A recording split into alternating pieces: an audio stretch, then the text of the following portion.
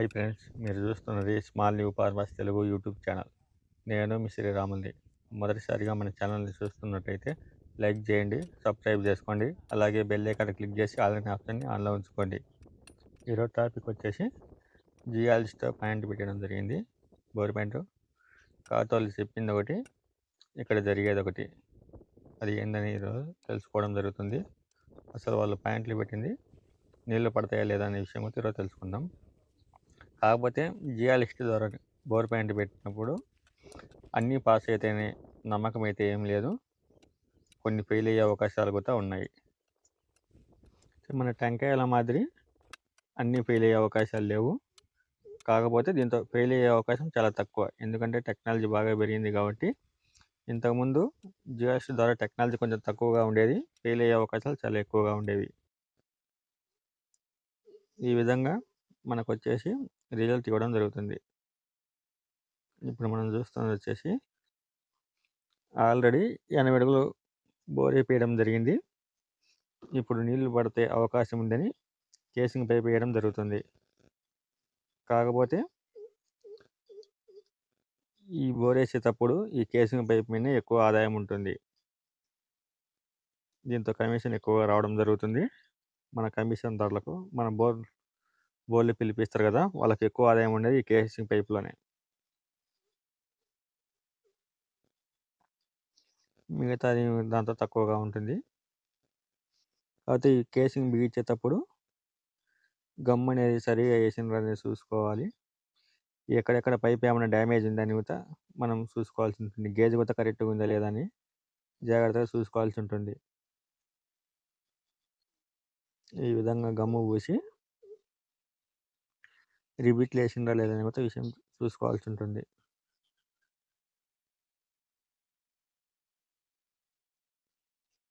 గమ్ము పోయినప్పుడు మనం ఎప్పుడన్నా నీళ్ళు పడినప్పుడు తీసేయాలనుకున్నప్పుడు మనకు రాదు, ఇది ఒక పైపు వచ్చి మిగతా అయినా లోపలనే పోవడం జరుగుతుంది.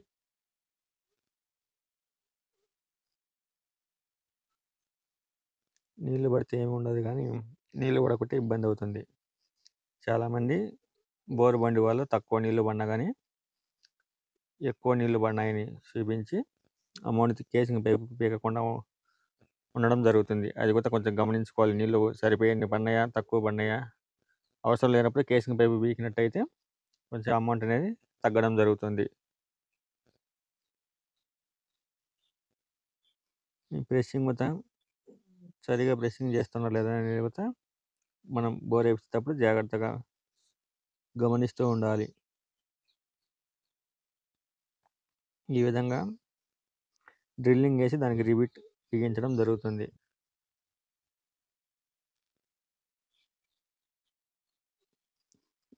అప్పుడు కానీ కొంచెం గమ్ అటు ఇటైనా రిబిట్ల ద్వారా నిలవడం జరుగుతుంది పైకి రావడానికి.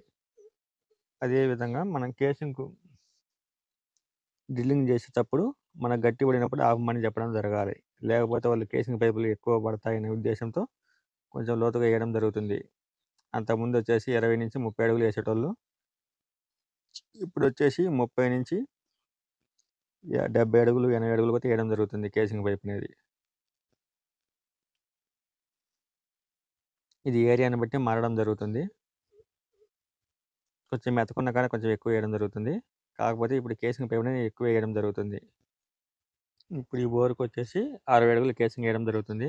ఒక లెంత్ వచ్చేసి 20 అడుగులు ఉంటుంది. దీనికి వచ్చేసి 3 లెంతులు వేయడం జరుగుతుంది. 3 లెంతులు కలిపి 60 అడుగులు ఉంటుంది. ఇప్పుడు చాలామంది 60 నుంచి 80 అడుగుల దాకా వేయడం జరుగుతుంది. అంతకుముందు అయితే 20, 30, 40 అడుగులే లాస్ట్. ఇప్పుడు నీళ్ళు పడితే లేదు వెళ్తుంది. జియాలజిస్ట్ వచ్చేసి ఒక్కో దానికి ఒక పాయింట్కి వచ్చేసి 2 ఇవ్వడం జరుగుతుంది. 2 చోట్ల బోర్ పాయింట్ పడడం జరుగుతుంది. ఆ రెంటల్ ఏది బెస్ట్ అని చెప్పడం జరుగుతుంది 2 రోజులు ఆగినాక. ఇప్పుడు కేసింగ్ అనేది అయిపోవడం జరిగింది, డ్రిల్లింగ్ జరుగుతుంది.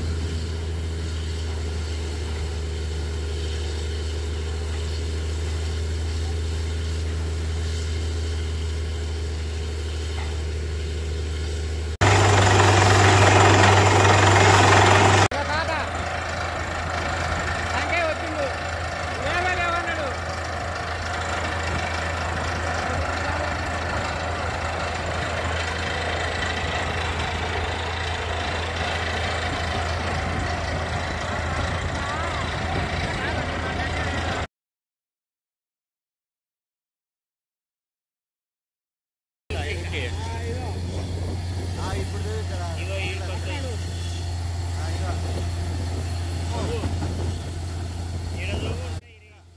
జియాలిస్ట్ ద్వారా ఇక్కడ ప్యాంటు పెట్టడం జరిగింది. అదేవిధంగా టెంకాయ ద్వారా పెట్టి వాళ్ళని కూడా తీసుకురావడం జరిగింది. కానీ ఇక్కడ నీళ్ళు అనేది ఒక సుక్క కూడా లేవని చెప్పడం జరిగింది. వాళ్ళు వచ్చేసి ఏరే చాట పెట్టడం జరిగింది. కాకపోతే నమ్మకంతో ఇక్కడే వేయడం జరిగింది, నీళ్లు పడడం జరిగింది. జియాలజిస్ట్ వచ్చేసి 120 అడుగుల నుంచి నీళ్లు పడతాయని చెప్పడం జరిగింది. కాకపోతే ఇక్కడ 85 నుంచి నీళ్లు పడడం జరిగింది. కాకపోతే వాళ్ళు చెప్పింది వచ్చేసి 1.5 ఇంచు లోపలనే నీళ్లు పడతాయని చెప్పడం జరిగింది.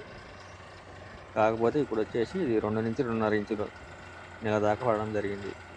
కాకపోతే బోరు బండి వచ్చేసి 500 అడుగులు దాకా వేద్దామని చూసినా కానీ వాళ్ళు వచ్చేసి 380 అడుగులకే ఆపేయడం జరిగింది. మేమైతే వేయమని చెప్పడం జరిగింది. నీళ్ళు ఎక్కువగా పడినాయి, ఖర్చు ఎక్కువగా అవుతుంది, మేమైతే ఏమో అని వాళ్ళే తీసేయడం జరిగింది.